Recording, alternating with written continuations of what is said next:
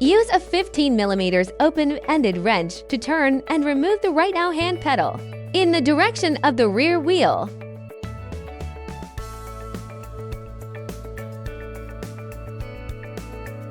Use a 15mm open-ended wrench to unscrew the left hand pedal in the direction of the rear wheel.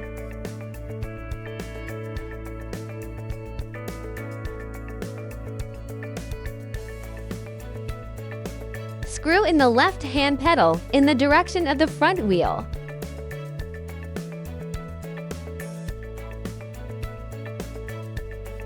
Use a wrench to tighten it.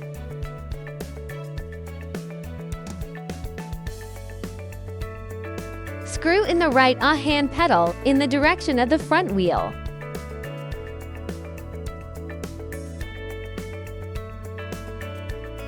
Tighten it with a wrench.